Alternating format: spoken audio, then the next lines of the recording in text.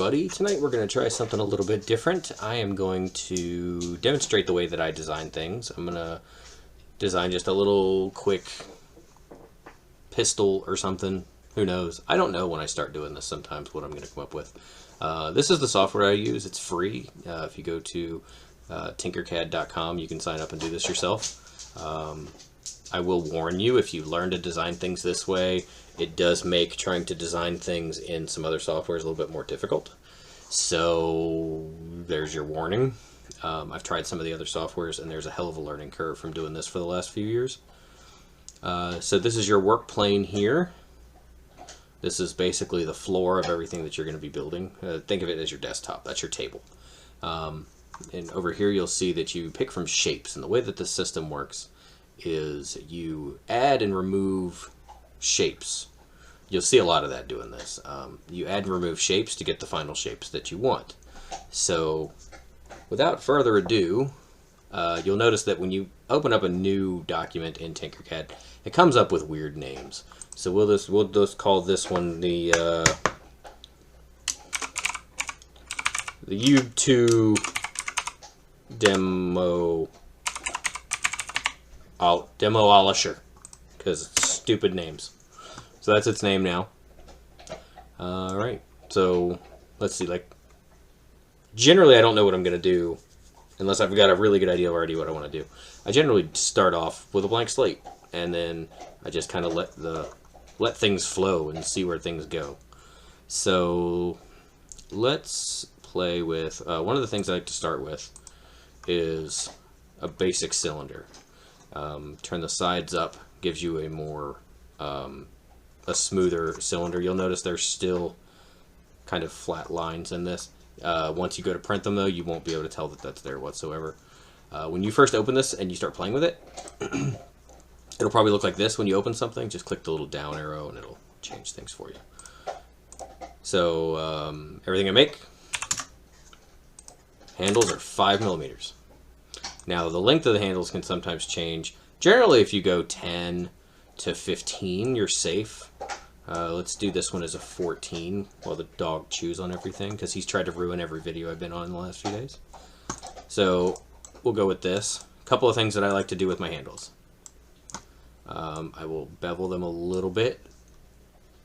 This helps when they're printing. That way the end of the handle will be beveled slightly, and when it's printed, if it blows out at all in the ends, it won't get in the way when you're putting it in the hands.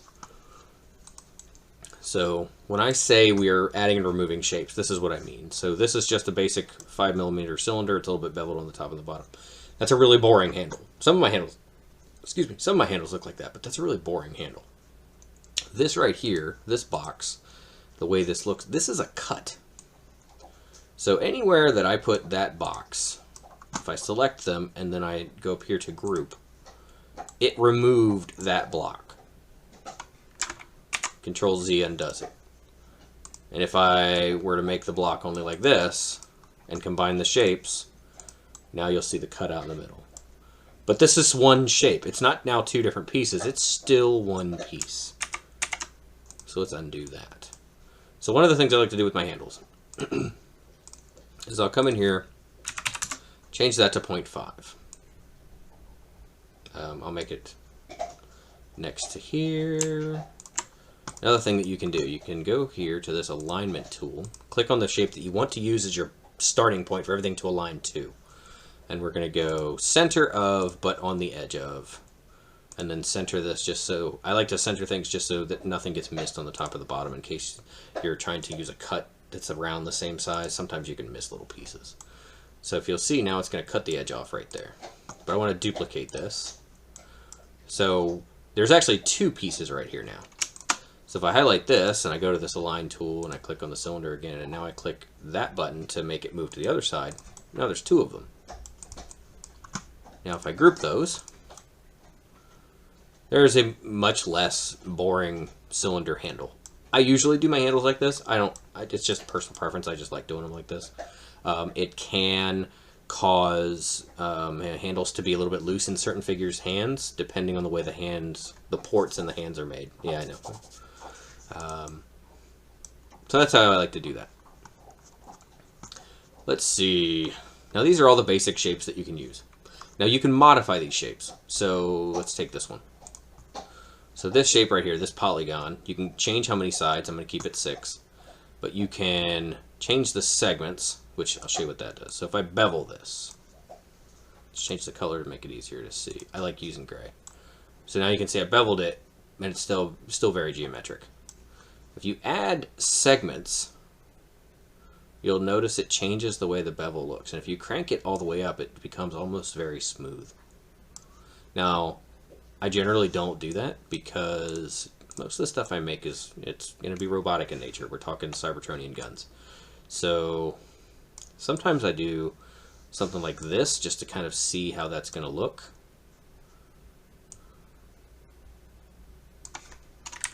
You can use your arrow keys to move things, and then you can hit Control and up to raise things. You can also use this arrow right here to raise things this way. I just don't tend to. So there's kind of the start of a gun. Except that's very boring. I like parts of that, but you can also, if you notice, it'll squish down. You can drag it up. Now 21 millimeters. Now everything is in millimeters, and my calipers are. I use a set of digital calipers from Harbor Freight. They're $5. So if I pull these out 20 millimeters to there, that's about 20 millimeters, and then I grab a bot. Let's grab a bot that everybody probably has, or at least most people have. Like let's use Warpath. Let's use Kingdom Warpath. Take out his Silver Grimlock sword. Now, if you look at what 20 millimeters is, 20 millimeters is the entire forearm of Warpath. So if you had a gun in his hand that was 20 millimeters tall, that looks pretty ridiculous. The more you do this, the more you get a feel for kind of what the scale should be. So I'm going to do... Ooh. Let's do something weird. Because I like doing weird. Make it 5. Okay. It's a weird little kind of flat weapon. But it's kind of boring, right? Like, that would not be a completed weapon. And I like everything to be blast effects compatible. In order to do that, you need generally an 8mm barrel. I'll show you why. So if you take this, and we're going to say this is how we're going to make our barrel. I'm going to make it 8 by 8. The height doesn't matter at the moment. Blast effects are 5 millimeters. I don't like adjusting to the 3mm pegs. I like doing the 5mm ports because 3mm pegs being printed on these printers is not ideal.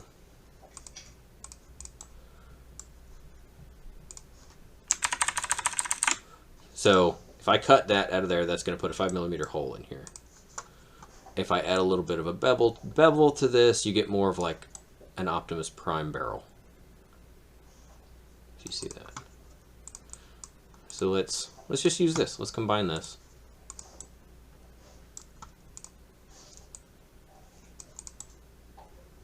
It's kind of boring though, isn't it?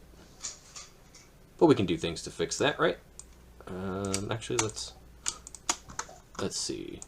Now, I had no plan for this at all, which is, again, like I said, this is kind of how I just do things. When I come up with some new weapons, it's literally just, I just came up with a weapon on the fly. Okay, okay. Let's give it a little bit of symmetry. I like symmetry sometimes. Let's go with that. Oh, that's kind of neat looking. Of course, we got to fill that gap in, though. That gap looks terrible. Let's... Alright, let's do this. Drop this. We're going to turn this around. We are not going to change how many sides this is. Instead, what we are going to do... So we know this is an 8. So let's do this 9 by 9. Sometimes it will do things like this. It'll switch over. You got to be careful. It can get a little bit glitchy.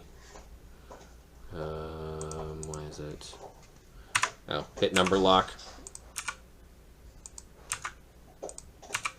There we go. Go back to being a solid. I don't want this to be a cut. And I'm going to make this 4, but then I'm going to... No, actually, let's go smaller than that. Let's go with 2 and bevel the hell out of it. Makes this kind of little disc, right? This is a neat little trick that I like to do. We're going to align this with this barrel. And then we're going to manually push it so that there's no gap. You don't want a gap, because when you make all of this one hole, if there's a gap, it's going to be a hole. There's going to be a hole in your model, and when you go to print it, it's going to act all screwy. So the other thing you can do is, right now everything is set to a 1mm grid. So every time I hit a button, it moved 1mm, 1mm, 1mm, 1mm. Sometimes you need to fine-tune things. I don't tend to like to turn this off, so I'll set it to 1/4 millimeter just to make sure there is no gap there now. And we'll put it back to 1mm. And this is what we're going to do. I'm going to take this. I'm going to hit this duplicate and repeat button. And then I'm going to leave it highlighted, and I'm going to move it down 2. Now watch what happens when I hit the duplicate and repeat button again. Every time you hit the duplicate and repeat button, if you're still highlighted on the last thing you did this with, it will continue that. And when I say it will continue that, I mean if you... Let's do... Just for sake of showing you something. Just going to make a weird shape. Okay, so if I say this, duplicate and repeat, and I rotate it, and then I hit duplicate and repeat, it'll duplicate and repeat, duplicate and repeat. And now I've got these in an array. We don't need that, it was just demonstrations. So now we've got the barrel, we've got the frame of the weapon, we've got kind of some energy coil type of deal going on. We still need something going on here in the back. So let's do one of these deals. Sometimes I will just line things up. Just kind of see how I want to put it. Now let's just line you up with that. Now I'm going to move this in so that, again, it's inside of that. We're going to pull you up so that it's going to completely fill in. Now if you are selecting something, hit F. Wait. No, stop it. No, I hate that button. It's trying to turn this ruler on. I hate the ruler. If you hit F, that is focus, and it will focus on whatever it is you're working on. Now, if you'll notice, there's this button here. This lets me change the how tall the actual the model is, but there isn't one on the bottom. So sometimes you have to keep adjusting until you get to one that is on the bottom, and then we'll do that. So now let's just drag this in to there. And for steps, it's the same thing as segments. So if I set it to 1 and then I change this radius, you notice it will start putting design. It'll start kind of adding and then changing the angles of the edges so that they're not just square edges. So I'm kind of eyeballing where you can see this square to see if I can't get that to, there we go, almost line up with the edges of that corner so that it comes in like this. It's just adding a little bit of texture, basically. Now if I come in here and I change the steps, it does the same thing. It kind of rounds everything off. So you'll notice that I'm making everything flat to here. The reason for that, I could add a couple things to this and be done. Well, we probably will just add a couple of things to this and make a simple weapon and be done. But I want to show you what happens. So now if we group this together, change the color. I like working in gray. It's easier for me to see everything. So we have a decent little barrel here. We've got these kind of energy coils. This all comes to the back, but that's dead flat. The reason for that is because when I'm done with these models, what I tend to do is I rotate them the orientation they need to be printed. I hit D, which is, I think it's supposed to be down, but it basically lines, it drops it. It's not down, it's drop. It drops it to the work plane. So it's now dropped to the work plane. And now there's a nice flat surface right here. So when you print it, it has something to attach to the bed or to your raft. And then when you run with your supports, will be underneath the handle. Generally, this is how I design every gun, so that it prints standing up. This being 8mm with a 5mm hole, I've found has been about the strongest. You could go stronger, but that's about what I like to use, so that when you put blast effects in here, you're not going to snap the barrel in half at a layer line. So we've got this going on. So let's ungroup this, and we'll add a little bit more detail. So another thing that I kind of like to do, so I'm going to keep this pretty clean. These are the framing pieces here are going to stay the way they are, and this is kind of going to be your peek onto the inside of the weapon. So to frame some things, you want to be able to adjust the weapon, right? So let's grab another cylinder.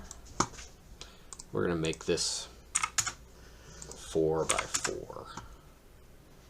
And we're going to rotate it like this. But I only want this to be like 2mm. I'm going to give it all of its... Actually, I'm going to take away all the sides. I'm going to give it a bevel. Now it's kind of like a knob. Like that, okay? And we'll just kind of set this into the weapon like this. Lower it. And now I'm going to... Well, I'm going to click on this. I'm going to click on this ring.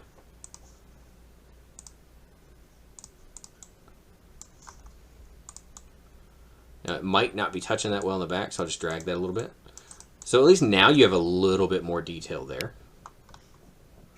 Now, I can also, for simplicity's sake for this, I will also see, it looks like it's already aligned face to face. So if I want to make this thing symmetrical on both sides, we can duplicate, click here, or shift click there, I should say, and then use this little button here, and now it will align on that side. And now it will be perfectly symmetrical. And it's just to add a little bit of detail. What else can we do to this? Let's grab another cylinder. Let's make this a 2 by a 2. Make it pretty short. And let's do... Let's get a little weird with it.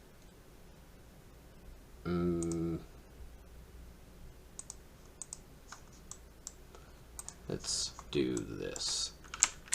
Raise it up. But then we will change this to 0.5mm and then push it in 1. Yeah, I like that.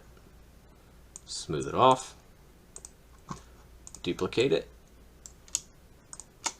Shift click this one. Align to the front. And then push it in 1/4 mm. And there's just a little bit more detail to this weapon. So the barrel looks pretty boring, and there's some stuff that we can do with the barrel. What do we want to do with the barrel? How about we...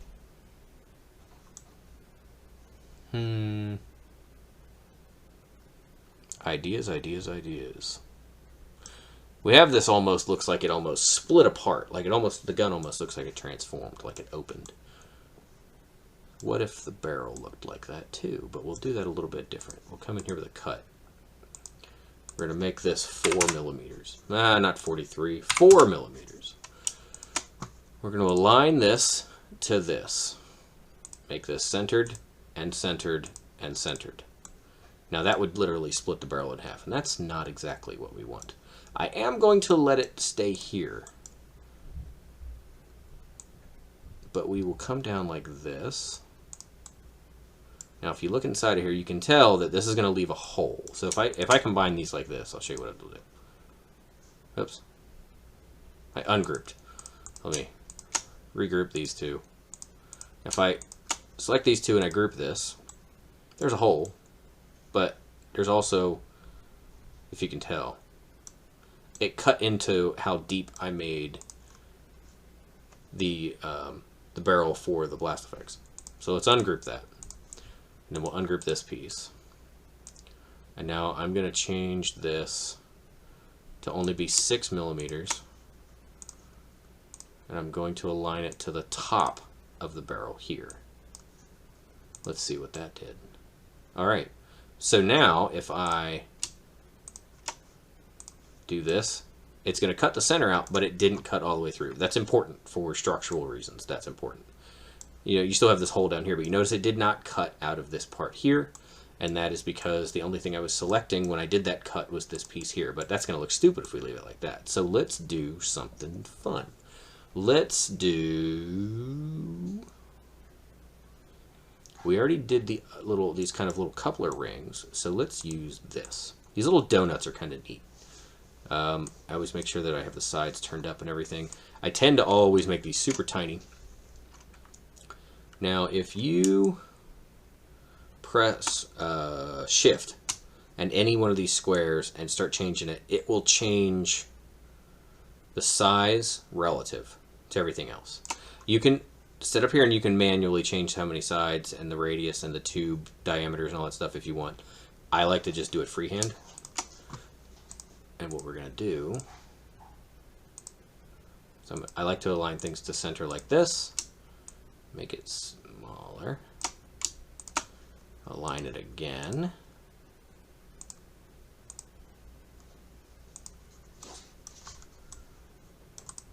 and then we'll raise this up just enough. But then what we're going to do, so it's in there now, and it's just a ring. It's in there. We'll do a duplicate and repeat, but we're going to lower the ring down so that it'll do that. And you see how that lines up there. Well, now we're just going to hit duplicate and repeat, duplicate and repeat, duplicate and repeat.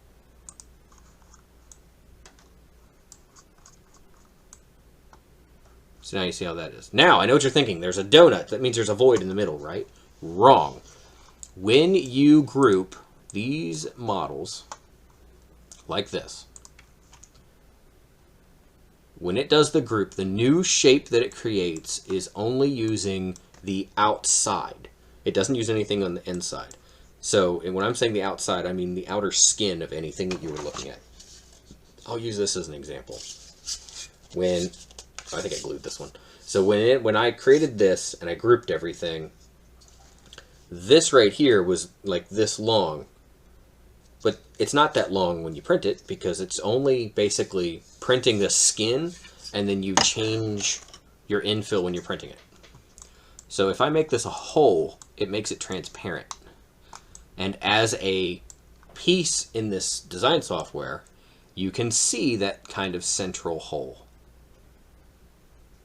And the reason for that, if I go back here, the reason for that is generally means that somewhere there's a gap. Somewhere something is probably, and not necessarily, but probably touching and opening and allowing it to be able to be viewed that way.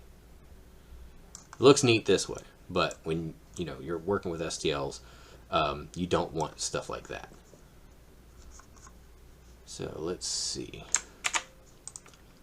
Let's reverse until we get to here, and we'll just shove all these up a little.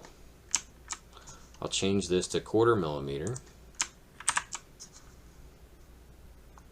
I'm going to actually, you know what? I'm going to delete all of these. Okay. And we're going to do a duplicate and repeat, but this time we won't go down as far.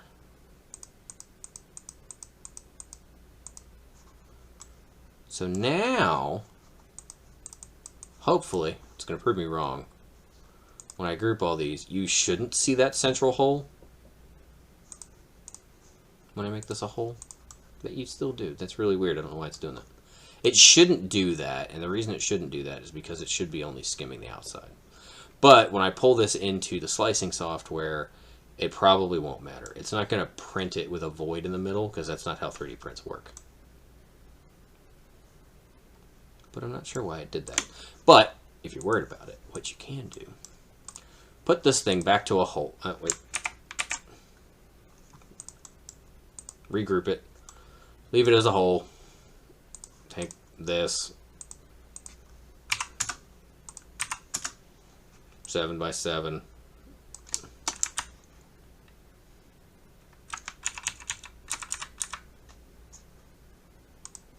No, 6. 6. Let's line you up that way.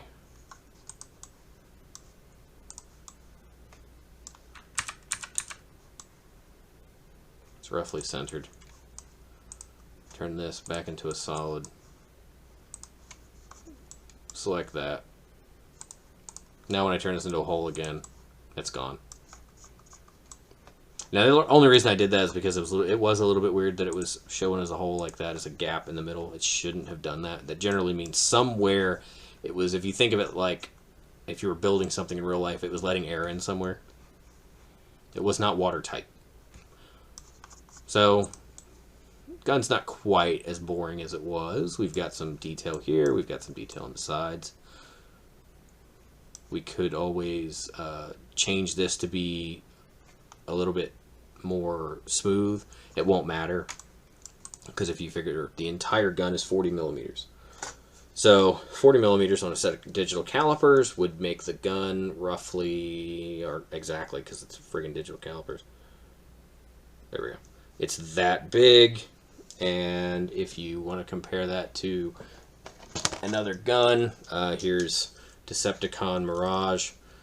40 millimeters is the size of his gun. So 40 millimeters isn't a big gun. It's not a little tiny gun, but it's not a big gun. So there's the, and you figure we did that entire thing in the only 3 different shapes that we used. Four different shapes, sorry, 4 different shapes that we used was cylinders, squares, polygons. It's called a polygon, but what was it actually? Yeah, polygon, whatever, is what it's called on this. These torus, these little donuts I call them, and what else? Was there anything else? Was it just those 4 things?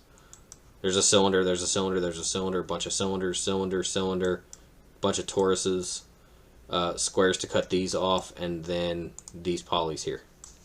And that's all that took to make that gun.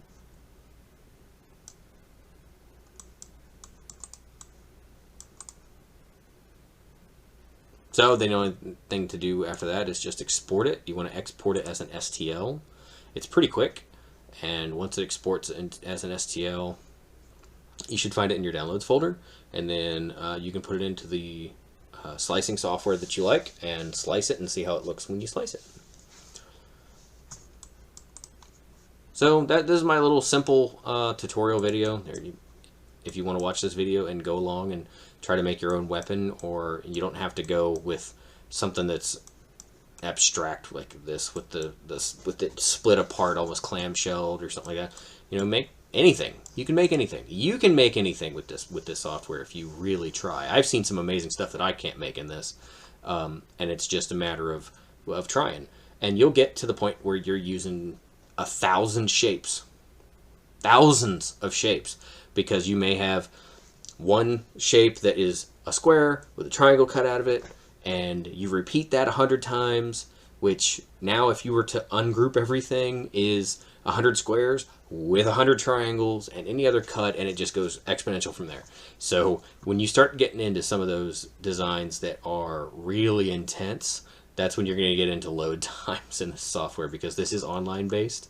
So I don't know what the resources they have on it are, but that is how to use Tinkercad to make simple weapons. And you can get as extreme with this as you want. This is what I use all the time. I'm probably going to go print this off, and I'll upload it as the YouTube how do I say that? The YouTube demolisher. It's the demolisher. It's just a little simple pistol, and yeah. So don't forget to like and don't forget to subscribe, and thank you for taking the time to watch this video. And if you have any questions or comments or anything, feel free to leave a comment in the description, and I do my best to answer any questions that anybody ever puts in there. Share the video. When I first started doing this, one of the main things I really wanted to do was just to get more people into 3D printing. So if seeing any of my designs or any of the other awesome designs that you can find out there by a lot of really talented artists, if that makes you want to go in and start designing things, then awesome. Do that. Try. That's all you can do is try. You can get 3D printers now for less than $200 easy that will work almost out of the box. And there's so many tutorials on how to fix and maintain them and do settings and do all kinds of things that I think it's worth your time. And now my phone's blowing up. So don't forget to like, don't forget to subscribe, and YouTube. I'm out.